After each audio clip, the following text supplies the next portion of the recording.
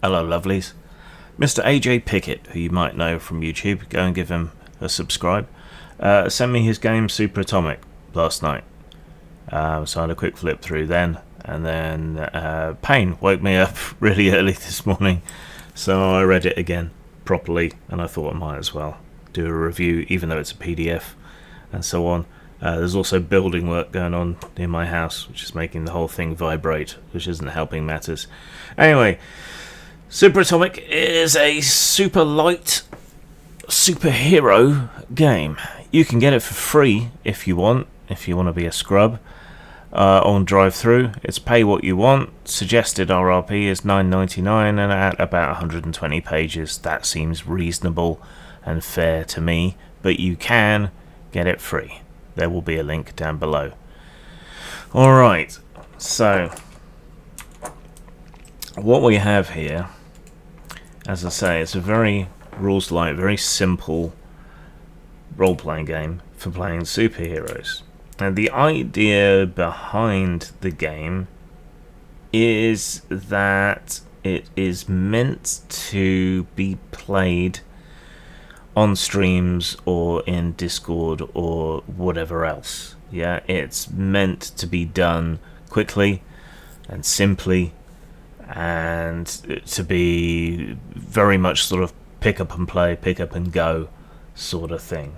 Right? It even says so right there. That is the main design goal, I would say, is to be accessible and easy as like a first role-playing experience, but also as an experienced role-play experience, and something that you can muck around with and have fun with, just playing story time, basically. Alright, simple enough. The heart of the game is just your imagination and some dice. You could say that of any role-playing game, but here you need to take that assertion much more literally. So the heart of the game is that you raise and lower stakes depending on what kind of dice you end up rolling. Though I'm not entirely sure why he's got D% and D20 here, because effectively the results are the same. So I guess if you don't have a D20 handy but you have D10s, that might be useful, but otherwise I don't know why that's there particularly.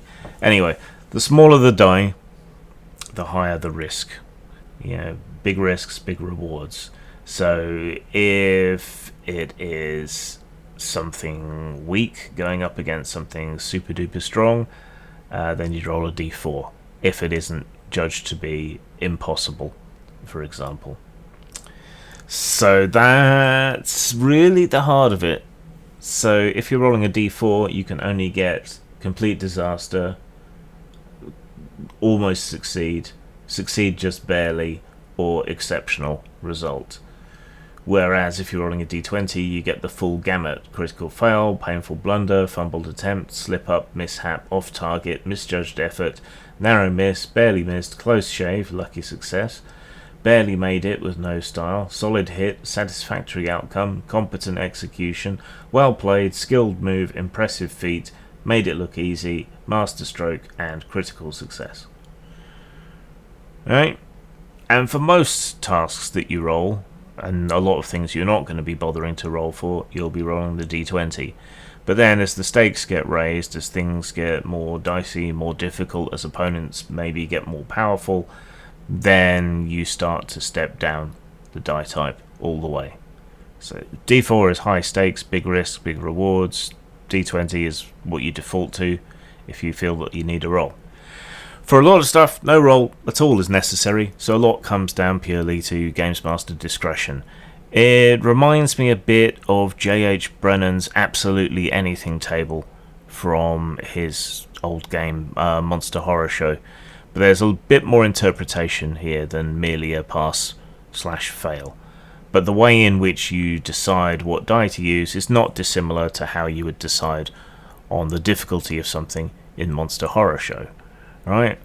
So maybe the hero could normally easily dispatch a goon with a knife, which might be a D20, but if there's a handful of goons, maybe the risk rises to D12. If there's hundreds of ninjas emerging out of the darkness to assault you from all directions, maybe you're going to have to roll a d4. Or they're going to have to roll whatever. Characters are also pretty loosey-goosey. You're defined by your background, your power origin, your special training, 1 mutation, 2 lesser powers, and 1 major power, at least by default. You can, however, swap things around a bit, and it shouldn't affect play overly much, if at all. So if you wanted to play more of a pulp hero, you could have multiple special trainings. If you wanted to play a mutant hero, you could have multiple mutations, and so on. If you decided collectively to play a much more high-powered game based on, I don't know, the authority or something, then you could do that too. Just by swapping a couple of the lesser powers for another major power, or vice versa, or whatever else. So if I was generating a character, let's go with the Recluse, who I have pictured here. A character I've used to demonstrate other superhero games. He's a guy who lives in his basement and buys old villain tech off eBay and uses it for heroics. So we could say maybe he has a background of youthful rebellion and never grew up or grew out of it. His power origin is a series of mad scientists and police auctions on eBay. As a result of using improperly tested mad scientist technology, he has bioluminescent veins that glow in the dark. His special training is as a game developer. Yeah, that's an option. His major power, I had to mangle the character slightly to fit mostly what's in the book, but is going to be alter limbs. So he has a backpack, power unit, control unit for essentially Dr. Ox tentacles, but by making it a major power we expand it out and say there are other devices and additional limbs and so on that can sprout out and be used. So perhaps a bit more like Invader Zim's backpack, perhaps. Then for minor powers we choose Acute Sight, which is granted through his special goggles that he got off eBay, and his trench coat is reinforced with an energy shield that toughens it against attacks. Bosh, sorted, there's your character. And it's largely that easy, though you may get choice paralysis looking at the many tables in the book. I tend to think it's mostly going to be okay to let people sort of freeform choose what their characters are like. That way you might get something a bit more coherent. Alright, so suppose the Recluse is attempting to hunt down the Castrator. A big scary dude with spiky armor, chainsaw, enormous testicle shears. He's a whole lot of bad news. I find out that he's hiding out in an old library because nobody reads anymore, and he has redecorated with trophies, like a predator who collects nards instead of skulls. I might have to roll to get into the place undetected, and while I'm not very stealthy, he isn't especially perceptive. So let's roll a d20. With a roll of 2 on a d20, I mess up in a painful way. In trying to make ingress through a skylight, the damn thing gives way and I plummet 20 or 30 feet to the ground in a shower of glass shards, bouncing off a mouldering bookcase on the way down. Thump. "Intruder! I am coming for your bollocks!" hollers the Castrator, and begins charging through the library towards me. Our fight could be a series of interactions in which I could try to be clever, or it could be a one-on-one simple roll. In this instance, I decide to back away until I can see him coming towards me, and then shoot out my mechanical tentacles to grab bookcases and smush in between them, like clapping on a mosquito.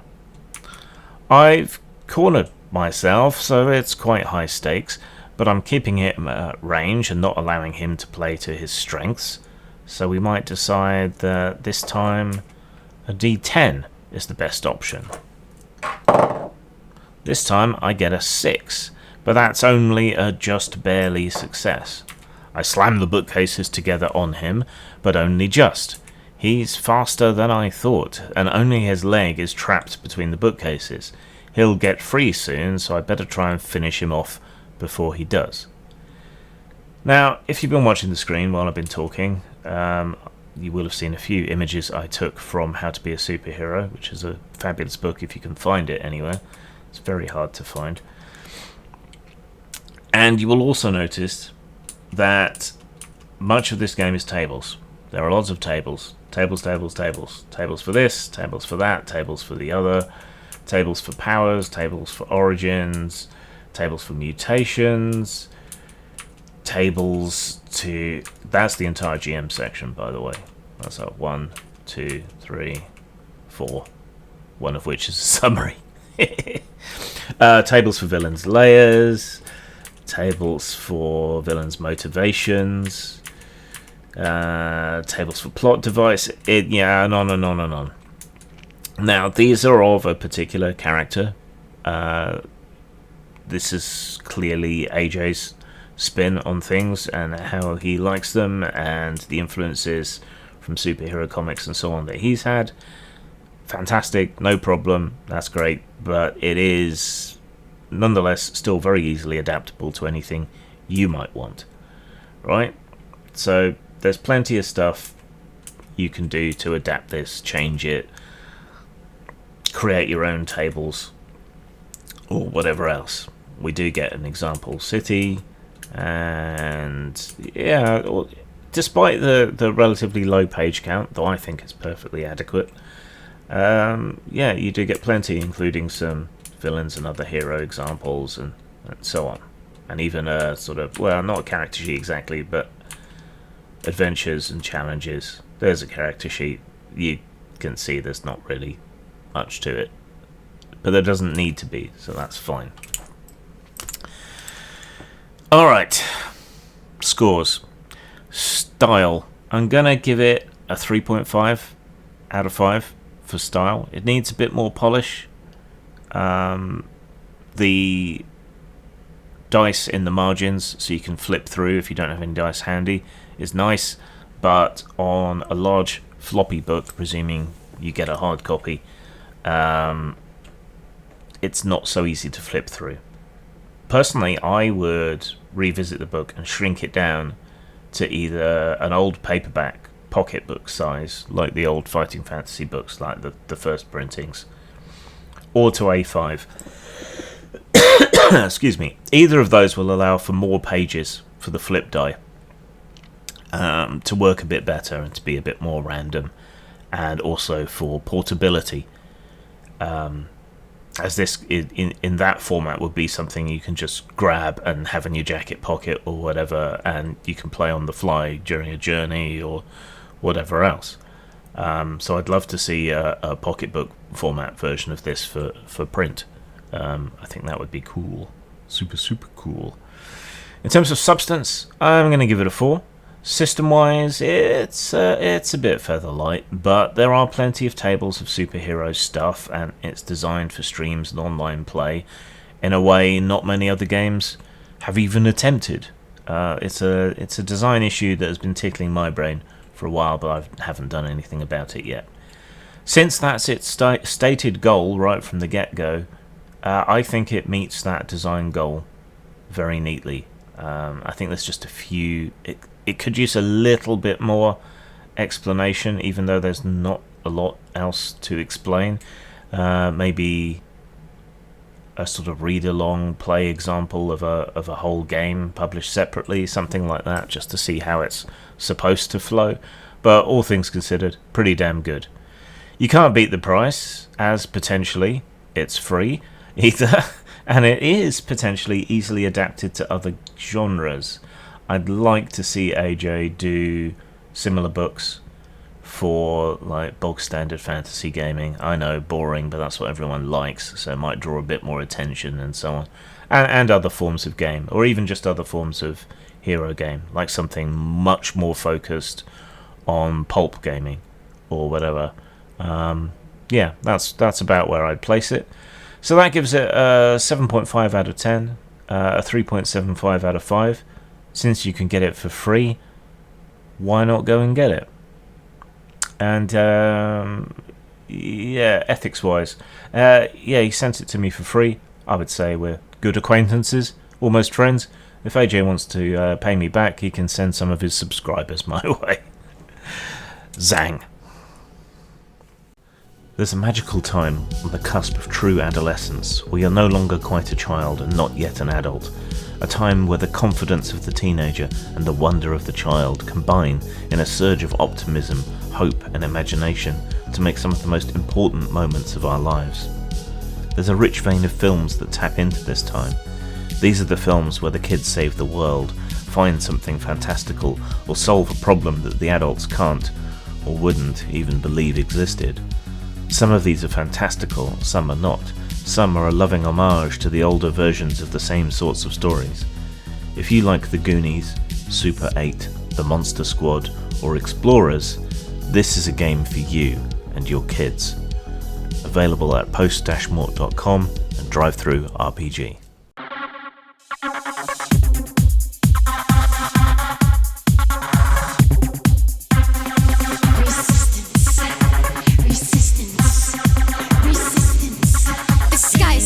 Down before your eyes. The actors screaming agonizing cries. Another useless reason to despise. The secret life that everyone denies. That secret life that everyone denies. That secret life that everyone denies. You're a star now. You go far now. In the Nero Daughter Show. In the Nero Daughter Show. You're on stage now. Disengage now. In the Nero Daughter Show. In the Nero Daughter Show. Nero Daughter Show.